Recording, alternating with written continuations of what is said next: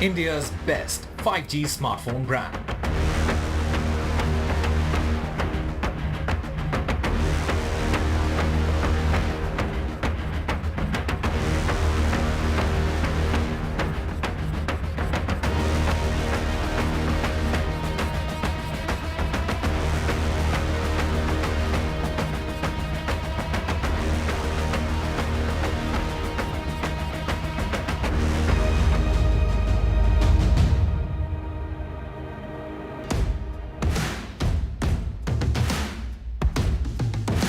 It's clash of titans in Thiruvananthapuram.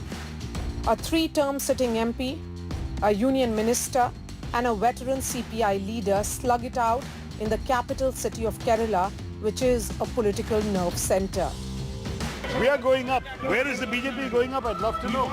All they can point to is UP. Put out these fake surveys that said that they are going to win. The candidate here is also doing the same thing. While the BJP has never won a Lok Sabha seat in Kerala, the party registered a victory in the Thiruvananthapuram district just once, with O. Rajagopal winning the Nimam Assembly seat in 2016. In the 2019 polls, the BJP's Kumanam Rajashekharan got 31.3% votes in Thiruvananthapuram, the largest vote share achieved by the party among all 20 Lok Sabha constituencies it contested in the state. Overall, because, in many ways you're also the face of the BJP in the entire southern India, not just in Kerala, but in other states as well. Many ways we have seen how in 2014 and in 2019, the Modi wave was stopped in Kerala.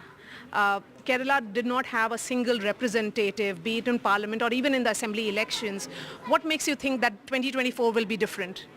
So I think the main, I don't know how to compare 2024 to 2019. I certainly don't want to attempt to do that. But 2024 is a clear case of the last 10 years of Prime Minister Narendra Modi's government and what he has done, especially during this black swan event of the COVID pandemic, what he did, how he looked after people, free vaccines, free rations. And despite all those challenges, India is the fastest growing economy in the world, has received record investments, is creating jobs and startups at an unprecedented rate. And people know that, people realize that. And look, the thing with the opposition parties like Congress is they can do this game once, they can do it twice, but it's a bit difficult to keep pulling the wool over people's eyes. 2019, they came up with these, the falsehoods and lies about Prime Minister. Then they put out these fake surveys that said that they are going to win. The candidate here is also doing the same thing. So at that point in 2019, maybe people believed in those fake surveys and fake polls. But what ended up happening was that the people of India gave Narendra Modi ji an even bigger mandate compared to 2014. And we know that in 2024, the people of India are going to give Narendra Modi ji an even bigger mandate than 2019. So that is why 400 par. Union Minister Rajiv Chandrasekhar is working on a constituency-specific vision document. So we are in Thiruvananthapuram, and at present, very close to Mr. Rajiv Chandrasekhar, he has given us access inside his house. Mr. Rajiv Chandrasekhar, IT Minister to electoral journey. Well, I think, yes, this is certainly a interesting and exciting new phase in my political career. As you know, 18 years I have served as an MP. I have served to the best of my abilities in the Rajya Sabha. And our Prime Minister has given me this opportunity and honor to represent Trivandrum, the capital city of my state of Kerala, in Parliament, and also kind of excited about this new aspect of my political career. And something very interesting I've spotted here. Yes. Could you explain this to us and our viewers? What exactly is this? This is some kind of mapping that you have done. This is the map. This is what Trivandrum is. This is, as you know, Trivandrum people think is only the city, but that is a very small part of Trivandrum. There are very large assembly segments of Trivandrum: Kovalam, Neyatingara, Parashala, and of course there's Karakutam, Vatyurka of Nemam and Trivandrum. There's a lot of people who are even today, 75 years after independence, suffering considerably They don't have homes, they don't have safe drinking water. Basic needs have not been met for decades and years. And there are whole communities in the fishing communities that go all the way from here to here that have effectively been, their livelihoods have been totally disrupted for the last 5 to 7 years because of sea erosion, beaches being swept away. Neither the state government or the MP has been able to do anything for them. There was also a buzz that you could contest from another constituency in another state. It is true. In January, our Prime Minister, my leader, had asked me clearly, said that since you have now decided that you want to contest in the Lok Sabha, what seat would you like to contest in? Because there was some talk within the party that they would prefer me contesting in a safer seat like Bangalore, like other parts of the country.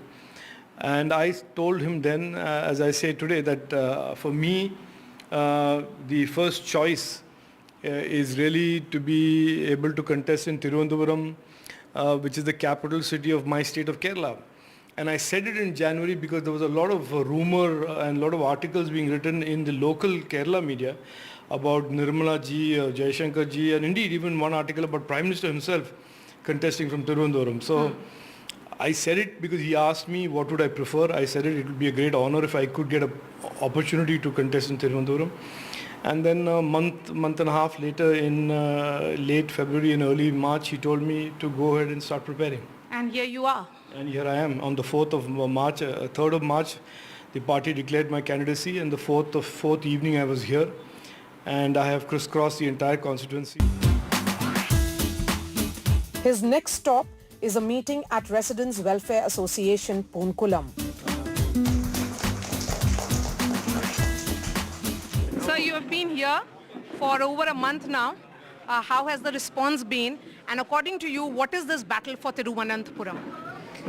No, the battle is certainly for the future of Thiruvananthapuram. Today, unfortunately, in Thiruvananthapuram and Kerala, 37% of all seats in undergraduate colleges are vacant. Students fear going to colleges because of campus violence. That is certainly not what youngsters today, in today's India, should be experiencing. They should be looking forward to a career with wings flying high, their aspirations flying high, dreaming of things that they want to do. So those are the fundamental problems that have been created in the last 10 to 15 years in Thiruvananthapuram that I hope to solve, which is really to bring the same aspirational politics, the politics of growth, politics of development to every person of Thiruvananthapuram. And you ask me, what is this battle about?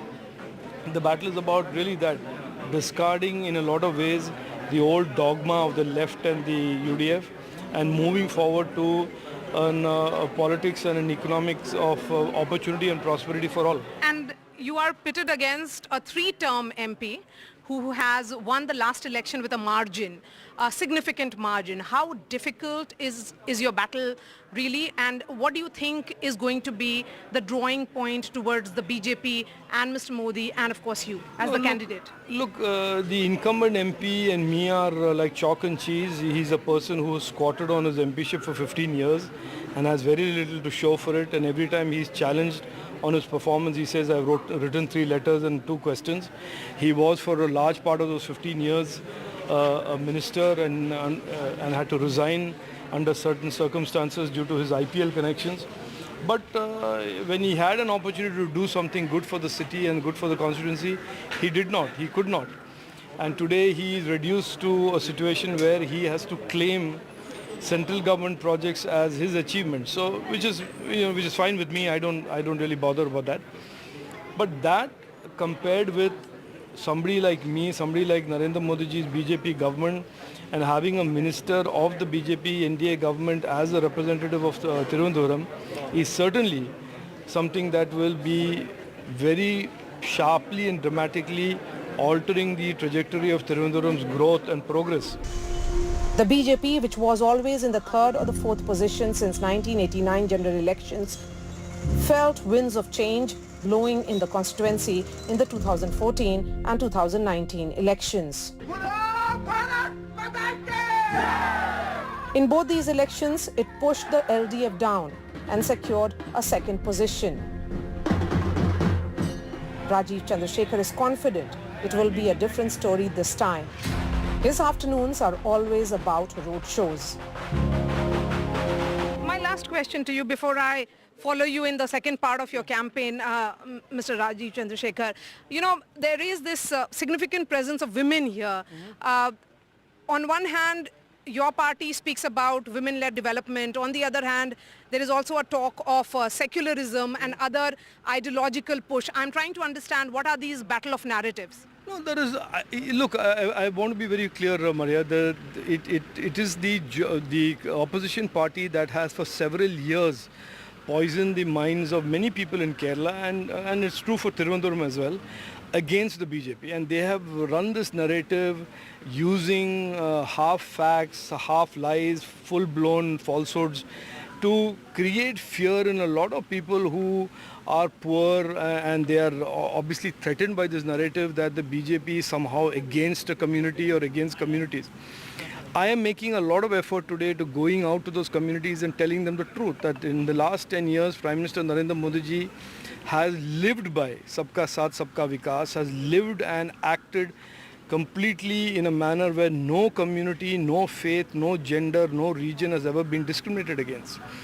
Now, it is the opposition parties who, because they don't have any other narrative, anything else to offer to the people of Kerala, people of Thiruvananthapuram, that will continue to perpetuate this narrative and to try and cause fear in the minds of some people. We have seen in the last 1.5 months, not one of the two candidates of the CPI or the Congress has said anything about development, anything about their future vision for Thiruvananthapuram. Instead, both of them will go like a stuck record, talk lies about CA, talk lies about beef, talk lies about Manipur, and keep saying the same fiction, hoping that at some point some people will get afraid and believe their lies. And I am defeating those lies with the constant exposure of their lies and telling the truth. So I think that is the battle that is being fought. There is no narrative battle. There is a battle between politics of performance, politics of development on one hand, and the politics of lies and falsehoods on the other hand. Well, the performance has already been done by me. What we've got in the BJP is the politics of performance and the different meaning of the word performance, which is theatre, which is performing for the cameras and the headlines. It's not performance in terms of actual results. The BJP made 3 promises to Kerala, other than what they delivered for the country as a whole, and they broke all those promises. They promised an AIMS, there is no AIMS. They promised a national university for Ayurveda, they established it in Gujarat. They promised a national institute, they promised to upgrade our National Institute for Speech and Hearing. They promised it in their budget speech, so it's a solemn assurance on the floor of Parliament. And then they went and established that in the Northeast.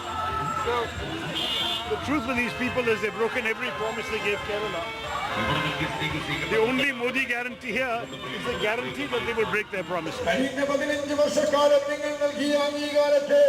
You have had Dr. Shashi Tharoor versus Rajiv Chandrasekhar. How are you looking at these two leaders? And also, it's too far. He is a man of, as far as we know, we don't know as a new person. But when he came here, we studied about him. We know about him. And really, after knowing that Bangalore also now the example for him. He developed basically. Actually, Shashi Tharoor actually is a man of wisdom, but we need a man of action.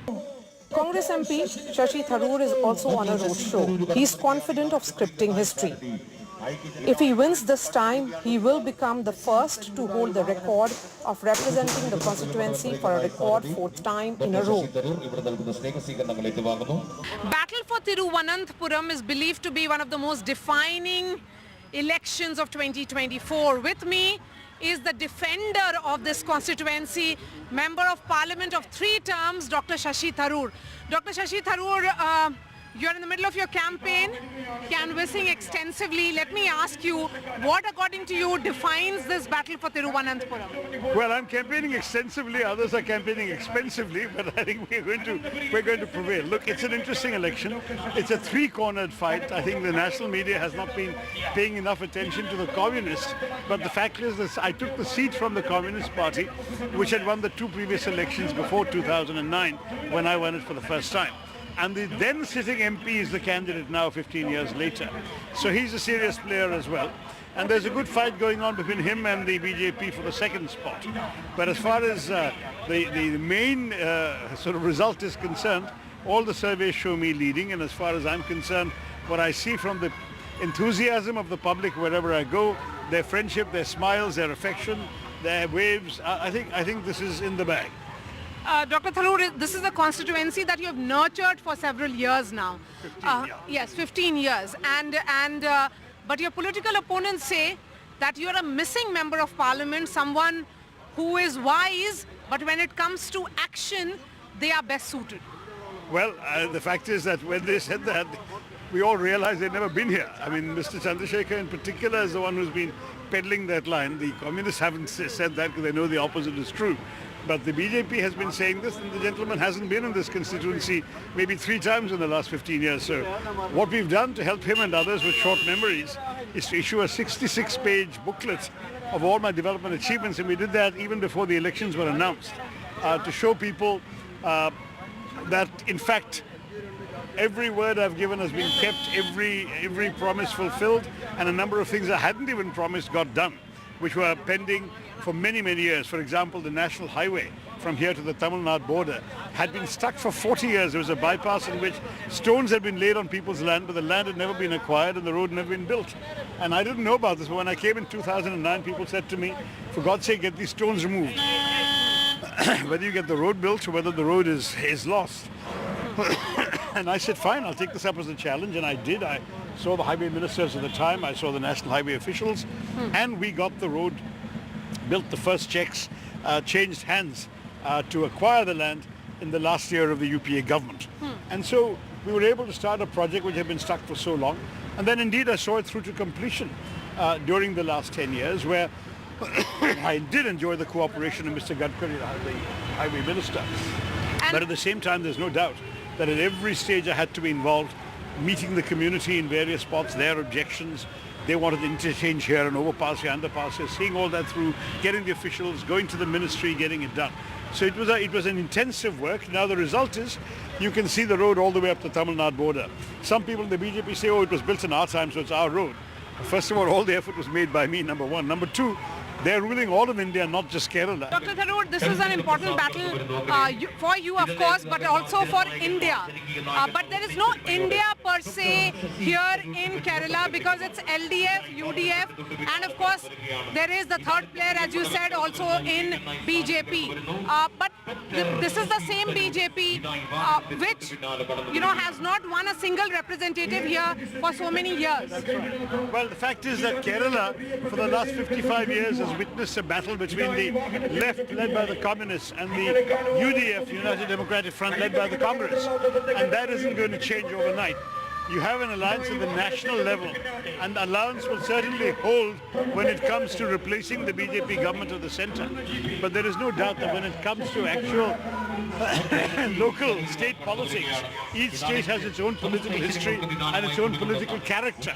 And so you've got, for example, here, the CPM and the Congress. It's inconceivable to think of us on the same side. But right next door in Tamil Nadu, CPM, CPI and the Muslim League are all allied with each other and with the DMK. Since the BJP has made that pitch for 400 par, and for achieving that number, the southern states have to vote for the BJP as well. We have seen that particular push come from the Prime Minister, where he has been extensively campaigning in, Tamil Nadu, also in Kerala. Do you think that's an achievable number? No, certainly not. In fact, I don't think the BJP's present 303 is a sustainable number either. I think they're going to drop. I think they maxed out 2019 because of Pulwama, Balakot and all that. Today, they have only one way to go down. In 11 states, it's only one way, and that's down. Whereas for the Congress, in many places, the only way is up. And so you're looking at very, very encouraging surveys everywhere. And I think they can see the writing on the wall. That's why the arrests of Kejriwal and midnight and the freezing of the Congress bank accounts and all of these, the raid on Rahul Gandhi's helicopter. I mean, it's all one thing after another, showing signs of desperation. I think up ki bar, 300 par is impossible, 400 par is fantasy. Namaskaram, sare. Thangal anugraham undaville. Thangal anugraham undaville. അനുഗ്രഹ പ്രാർത്ഥന ഉണ്ടാവണം. അത് എൻ്റെ പക. നന്ദി. Thank you. എനിക്ക് പോയിച്ച് എന്നെ ജയിപ്പിക്കണം സാറേ. വോട്ട് ചെയ്ത് ജയിപ്പിക്കണം. പ്രാർത്ഥിച്ച് 4th of June, I think we're going to see a result that's going to favor, on the whole, the India Alliance parties cumulatively, whether or not they were allied to each other in individual states. They will come together for a total of over 272, and we will have a government. That is my prediction. The battle is a bipolar one between the two rival state blocs, United Democratic Front or UDF and Left Democratic Front or LDF. The India bloc has the Congress and the CPI in alliance at the national level. But in Kerala, they are contesting against each other in order to ensure the opposition space is not ceded to the BJP, which has been relentlessly working to make inroads. Since the beginning of the year, Prime Minister Modi has made multiple visits to Kerala, holding road shows and public meetings. आप मुझे बताइए, क्या आप कांग्रेस और LDF पर विश्वास कर सकते हैं क्या? न इनके काम की कोई क्रेडिबिलिटी है, न इनके पॉलिटिकल कैरेक्टर की कोई क्रेडिबिलिटी है. ये लोग केरला में आपस में सबसे बड़े दुश्मन की तरह लड़ते हैं, लेकिन दिल्ली में यही कांग्रेस और लेफ्ट दोस्ती बढ़ाने के लिए मीटिंग करते रहते हैं. With temperatures rising and the voter percentage down in the first phase, the Election Commission is organizing such events across states, hoping that second phase will see more enthusiasm. Kerala has 5.75 lakh first-time voters. This is Manaviyam Veedi Street in Trivandrum, and it's already sundown, but there are young voters, first-time voters who are on the streets because this is supposed to be the art street or the culture street. What is the significance of this street? The street complete concerned with the music and Music. Different kinds of arts is there. Or what are the concerns of the youth in this election? Because all of you, I'm sure, will go to cast your vote, right? So you will exercise your right, but then what will you do? Actually, it's not about the concerns of the youth, not just the youth, it's a concern of the whole India, the people of India. Because I know in this present condition, the democracy, the constitution is all at stake in this country. That's the present situation. So we need to change this situation. Battle for Thiruvananthapuram has reached a feverish pitch. In this clash of titans in the God's own country, which way will it go? We'll know about it only on 4th of June. With video journalist Pooja in Thiruvananthapuram, this is Maria Shakir.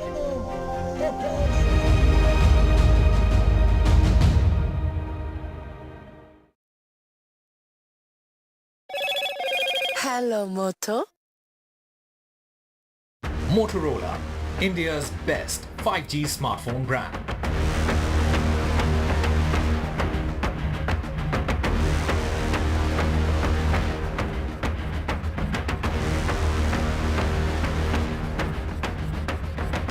Co-presented by Intelligence Meets Art with the all-new Motorola Edge 50 Pro. Panasonic AC for smart homes.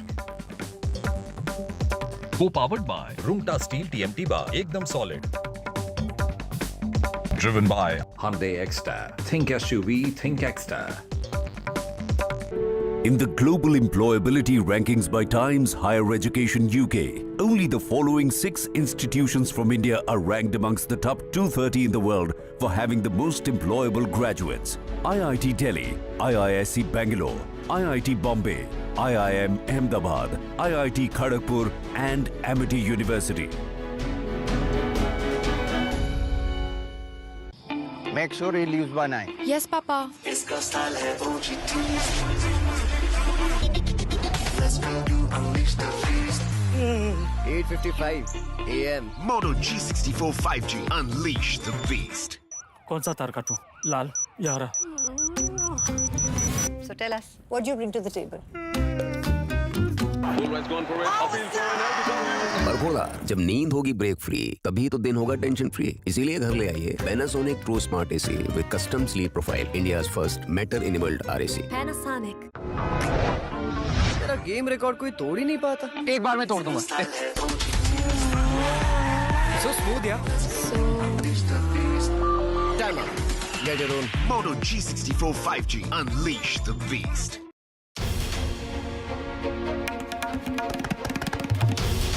This is NDTV. And you're watching NDTV 24x7. Hello, Moto.